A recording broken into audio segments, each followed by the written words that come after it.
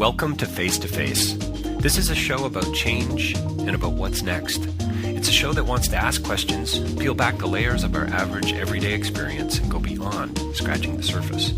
We interview amazing people with incredible ideas and stories who have done wild, weird, and wonderful things. Remember that imagination shared creates collaboration, and collaboration creates community, and community inspires social change. I'm David Peck, and this is Face2Face.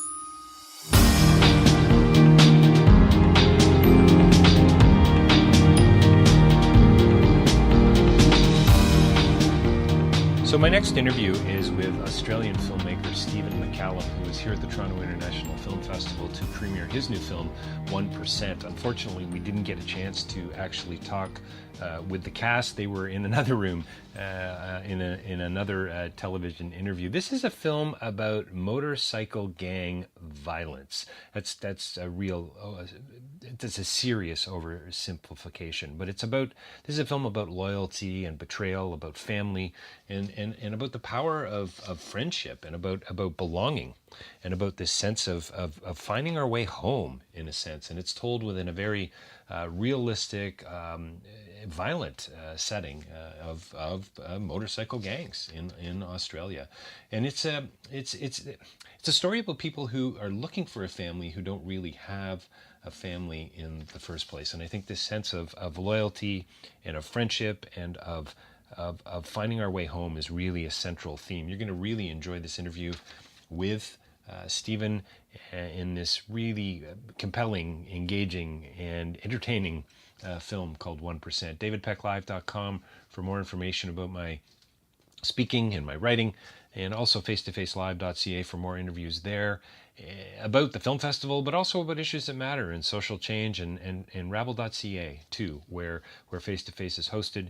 You can find out a whole lot more about what's going on in the world from a Canadian perspective. Coming right up, Stephen McCallum, as we talk about home, identity, loyalty, betrayal, family, in his new film, 1%.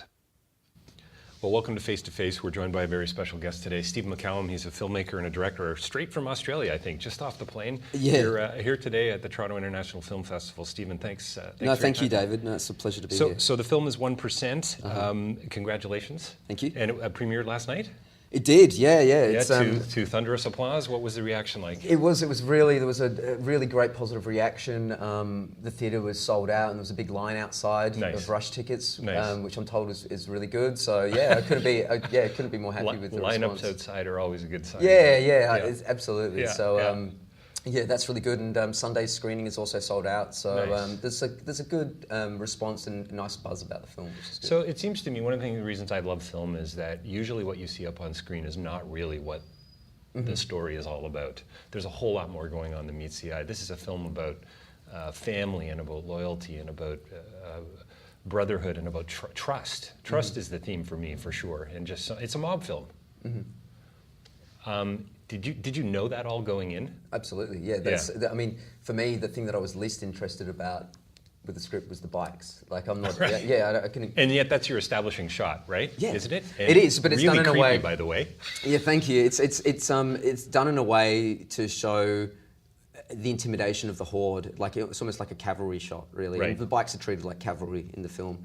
But what interests me about the biker community and the outside outlaw motorcycle club world is the subculture, what it means to belong to something and what that costs, and what does it mean to be part of something that's bigger than yourself, and the themes of loyalty, brotherhood, betrayal, ambition really tied into that. And when I first read the script, it read like a Shakespeare play, quite frankly. Yeah, it had real tragedy. Oh, it's got that tragic elements to it, that is for sure, and some real shakeups. Yeah, absolutely. Along the way. I mean, is it really like this? I did do a little bit of research, and I've heard a bit of ugliness about bike gangs and some of the stuff that's going on. Certainly, it's around the world, and it's, like I said, it's a mob film. So this is elsewhere, this kind of subculture, I guess you could say. Yeah, I mean, they're violent, no holds barred, uncompromising people, and that's what we try to do in the film. It's by no means is it a documentary, but I researched the world, the subculture quite thoroughly, and try to elevate that and bring that to screen. But yeah, it's a gangster film, really. and you kind of have to. It's like, you know, you look at something like, say, Macbeth or King Lear or Richard III. Those were those times really like that? No, but you know, you have to elevate it for dramatic purposes. You can't pull any punches. And you know, I think audiences want to be taken on that sort of ride into a forbidden world, and that's what I've tried to do. Well, it's sadly, I said to Nuck just a few minutes ago, they're doing another interview in another room. I said, sadly, it's quite entertaining. Yeah, good. Well, exactly, right? As any Shakespearean tragedy would be. Yeah. You're watching this unfold in front of him, and we both smiled, and he laughed. I mean, you know, point well taken. Yeah. Why is it? You know, watching something this unfold in front of you, why is something like that entertaining? Which is a pretty, you know, it's a big question. Yeah, well, I mean, that goes back to the dawn of storytelling. Yeah. People love to be thrilled and scared. People through story are allowed to experience and to test their boundaries and to learn lessons in life. Yeah. And I think that's why cinema is such a massive part of the world today, and you know, online content these days as well. People need story. And it's such a valuable part.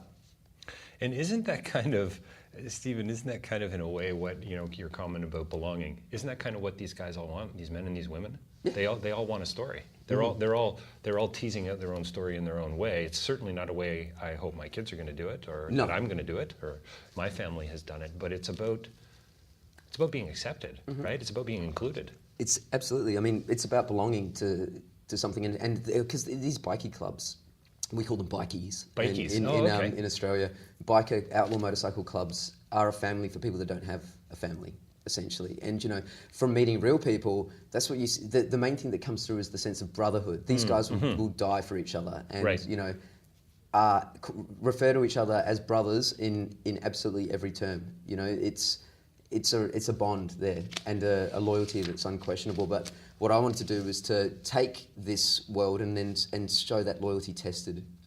What does it mean? What does loyalty mean when it makes you turn against your own blood? Which is what happens in the film. Sure. A guy has to choose between essentially his father and his brother. Well, his brother and his other brothers. Yeah. Which is really quite his lovely. brother and his family. His brother and his family, yeah. Which is a position really nobody should be put in, it seems to me. He's in an impossible situation. Yeah. And I'm attracted to films like that. I've always loved stories where a character is put in an incredibly difficult situation and has to fight their way out. Well, I mean, what isn't about choice? What isn't about freedom? What isn't about responsibility? I mean, as you live your life, you walk down the street, you got choices to make, right? But these are pretty significant choices in this story for these guys that are trying to find a place in the world, and I don't know how they make sense of it. And maybe they don't. Maybe that's part of what you were sort of coming to terms with. It's all, when you look at what the situations they're in, it is all kind of absurd. It's like belonging to a cult. You know, it kind of is. It defines their identity. Yeah. Well, that whole take his color scene. Yeah. I mean, it's just got cult written all over it. When Skunk gets his colours taken, and then when Noise is initiated as well, it's the like, whole you know, initiation it's deeply disturbing. Yeah, definitely has that element, and that's something that I was definitely drawing upon. It's like they're brainwashed into this believing the Nuck's will, the Brotherhood, the lifestyle, and Paddo's the only one that's isn't blind to his responsibilities and moral responsibilities in the film. Well, that's what I love about it, that tension that the two brothers, the two real brothers, of the love that the one has for the other. There's absolutely, they know, or he knows the difference between sort of good and evil, if we can be that polarizing about it, right? He knows what's the right thing. I'm going to choose my brother. Yep. Right? It's quite lovely the way it plays out. Yeah, great. Yeah, I mean, that was something we really worked hard on, and Ryan and Josh did an amazing job as those brothers. And fantastic performances. I don't know how you direct people to misbehave that way. Yeah. Well, yeah, I mean, it's like, for me, directing, I mean, casting's the huge thing. Right. It's casting. It's casting the person, because I'm always trying to bring out as much of the real person as possible. Well, there's a really stark realism to this film that's unsettling at best. Oh, good. Yeah, without a doubt. Right from honestly, the establishing shot is, I mean, I don't know if creepy is the right word, but there is an ominous, the masks, the fact that I can't see their faces, are these human beings coming down the road? Yeah. You know, is this just some sort of big machine? It's really quite stunning, ominous actually. is the word that I use to describe. Intimidating. Yeah, intimidating. You know what? I said to I remember as a kid, in my family at least, I was always taught to fear that. So if we were driving along the road and a gang went by, a Hell's Angels went by, as a kid, there was just this sense of fear and sense of fear. These guys are up to no good. And reverence as well. And reverence as well. Interesting. Yeah, that's a good point. I love the fact that Nuck says at one point, we need to follow the rules. We need to follow the Doesn't rules. he say that? Is it somebody? I thought it was Nuck. Somebody talks about following the rules, and it's at a pretty intense scene. It's he does. The inner club dynamic, and I almost wanted to laugh out loud. I'm like, what rules? Yeah. When does he say that?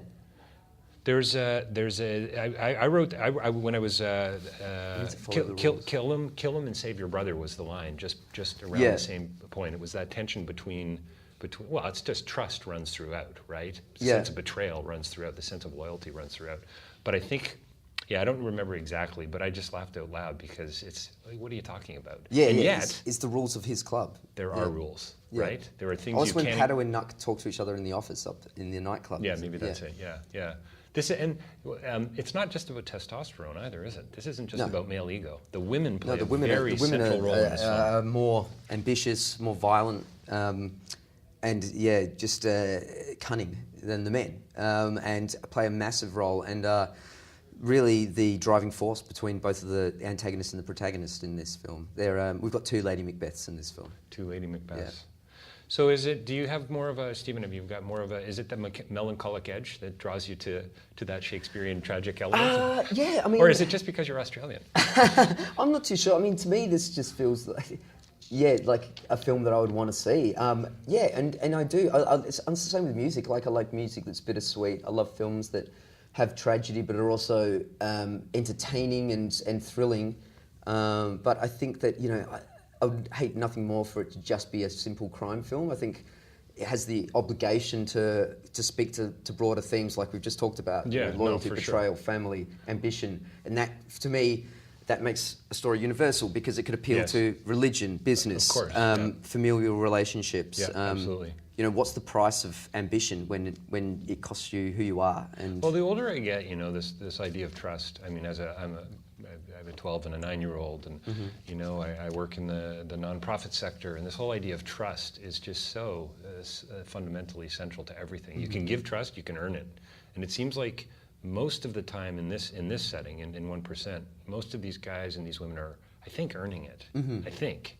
Yeah. And then and if you break that trust, you're done. Yeah. Take his colors. That's right. Or a bullet in the head. That's right. Take his colors. You're out as well. The trust is earned. That's why when Nuck comes back from out of prison, it's people he doesn't know. This is all happening. I don't know you. I don't know you. Yeah.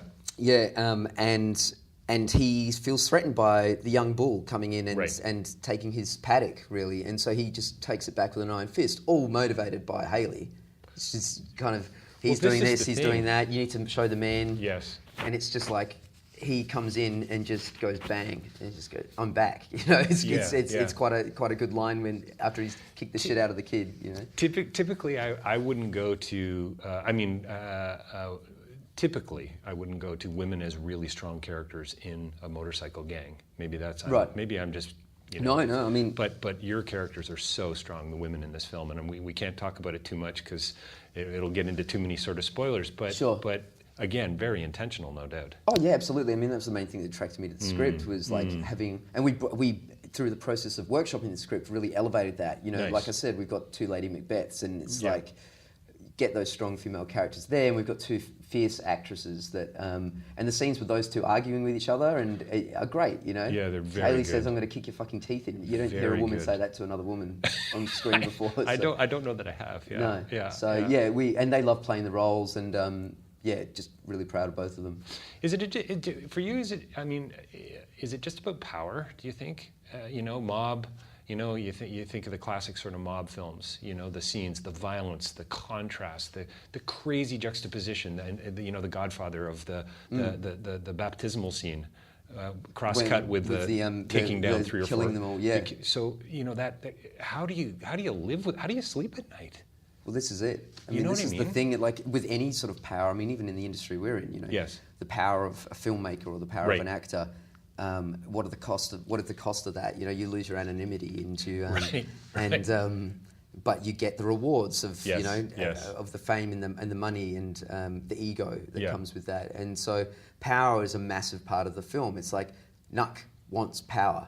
That's everything to him, is to be in charge, to have that ego. It He's a really very is. narcissistic man, you know. Yeah. Even down to he's always looking at his muscles. He's got the Narcissistic, quite exploitative, quite abusive in so many ways, so violent, and yet, as we find out, seems to have the ability to make some pretty good choices too. Nuck. Yeah. Yeah, absolutely. Like he The- kind of makes most of the right The choices. paradox of Yeah. that tension between good and evil, right? He does, technically, he does the right things in terms Yes. of the rules, but Right. his ego is completely driving everything. So it's like the best thing for all of them to do would have been to take the deal and Right, the club right, would be great, right. but Nuck won't do Won't it let because it it go. wasn't his idea. Right, right. So it's an ego thing, and the ego is what gets in the way. But ultimately, he's also making the right decisions. Sadly, we're going to have to wrap up here in a Sure. minute, and it's too bad. I'd love to keep going, but so do you think Nuck's in the place? All these guys are in the place. You mentioned it earlier about looking for a home, looking for belonging, and so on. A club, somewhere to be. Mm-hmm. Is it because they didn't? I mean, it's so ironic to me. Here's my family because I didn't have a family, Mm-hmm. because I didn't have a home. I'm going to create it in this really crazy, violent, contradictory way. You look at any cult, that's the members of people that they prey on people that are weak, The weaker ones, and that don't have any support network. That really comes out in the film too. Yeah, and this is a family for people that don't have a family. Noisy is from another part of the country and is alone and doesn't have friends and is part of the club.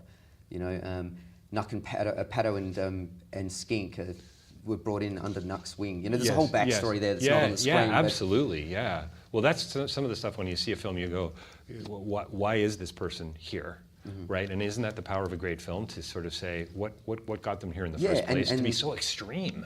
Yeah, exactly. Right?